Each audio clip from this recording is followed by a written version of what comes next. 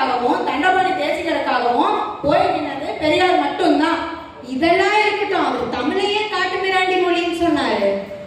தமிழ் எப்பவுமே நம்மளை வளர்க்குற மொழியாத்தான் இருக்கணும். மகாபாரதம் ராமாயணத்துல இருக்கிற மாதிரி நம்மள மூழ்கடிக்கூடாது கூட நம்பிக்கை இல்லை. காட்டு மிராண்டிகள் வாழ்ந்த காலத்துல இருந்த தமிழை எல்லாரும் கத்துக்கணும். மேல எல்லாரும் சொல்றாங்கல்ல, தமிழ்ல இருக்கிற மொழியிலேயே பழமையான புக்கு திருக்குறள் தான். அந்த திருக்குறள் புக்குக்கு ஒரு குறள் மாநாட்டே நடத்தினார் பெரியார். அதை எவ்வளோ சொன்னானா?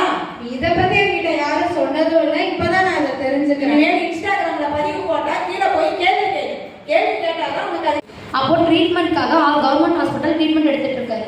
பெரியார், காமராஜர் போன்ற தலைவர்கள் வந்து ரொம்ப ஃபோர்ஸ் பண்ணி அவர் அமெரிக்கா அனுப்பணும்னு சொல்றாங்க.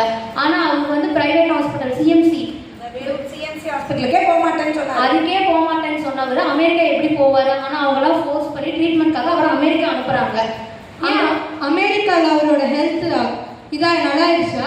ஓரளவுக்கு அவரோட ஹெல்த் சரியான பிறகு அவர் தமிழ்நாட்டுக்கு தான் போவேன்னு பிடிவாதம் பண்ணி இங்கே திரும்பி வரும்போது டாக்டர்ஸ் என்ன அட்வைஸ் பண்ணி அனுப்புறாங்கன்னா, அவரோட கேன்சரை கண்ட்ரோல் பண்ணியிருக்கோம், இதே மாதிரி அவரோட ஹெல்த் ரீட்டைன் ஆகணும்னா அவர் வந்து ஒரு ஏர் கண்டிஷனர் ஏசி போட்ட ஒரு வீட்டில் தான் இருக்கணும்னு அட்வைஸ் பண்ணி அனுப்புறாங்க. அதுக்காக இங்கே கவர்மெண்ட் சார்பாக ஒரு வீட்டை ரெடி பண்ணுறாங்க. அந்த வீடு பார்த்தீங்கன்னா அதுக்கு முன்னாடி சிஎம்ஆ இருந்திருக்காங்களா? இந்த இடத்துல தப்பு பண்ணியிருக்கோம் பத்தியா? அண்ணாங்கிற ஒருத்தரையே நம்ம வீட்டு பிள்ளைங்களுக்கு நம்ம மறைச்சிருக்கோம். அண்ணா 2 வருஷம் சிஎம்ஆ இருந்தாரு. ரொம்ப எளிமையா இருந்தாரு. ஒரே வேஷ்டியை 4 நாள் யாருமே டிஎம்கே இல்லை போல. ஏங்க எல்லாருக்கு மாதிரியும் திமுக இருக்கிறவங்க 2 காலு 2 கை 1 தலைன்னு தான் தோணல. அங்க இருக்க முன்னணி தலைவர்களோட புகைப்படம் எடுத்துக்கணும்னு தோணல. இந்த தலைவர்கள் இதே இடத்துல இருக்கணும். இவர்கள் தீட்டுகின்ற திட்டங்கள் மக்களுக்கு பயன் தரணும். அதுக்காக நம்ம ஊர்ல இவங்களை கூட்டிட்டு வேலை பார்க்கணும். இவ்வளவுதான் கான்செப்ட். இது இருந்தா போதுங்கிறதுல தெளிவா இருக்கும். அதுல தெளிவா இருக்கக்கூடியவங்களை தான் கூட வச்சுக்கிறோம். அப்படிதான் அக்கா அருண்மொழியையும் ஸ்கூல்ல கான்டாக்ட் பண்றோம். பிப்ரவரி மாசம் போக வேண்டிய ஒரு சூழல், அப்பவும் வர முடியல.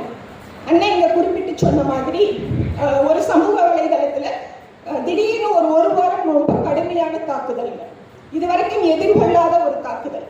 மாற்றுத்திறனாளி, ஊனம், பக்கவாதம் வந்தவர், சீலை வியாபாரி, ஈரோடு துணி வியாபாரி, இதெல்லாம் கூட போச்சு. அப்பெல்லாம் கூட அண்ணனை கூப்பிடல.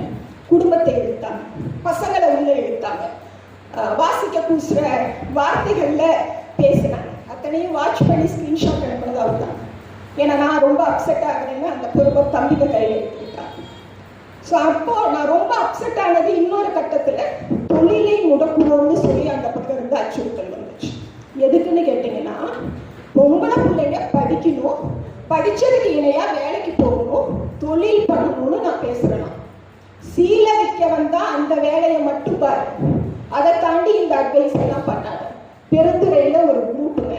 அந்த குரூப் வந்து என்ன சித்தாந்தத்தோட இருக்காங்கன்னா, பெண்கள் படிச்சுட்டு வேலைக்கு போனனாலதான் நம்ம சமூகத்துல 30 வயசு தாண்டி பசங்களுக்கு கல்யாணம் ஆகல.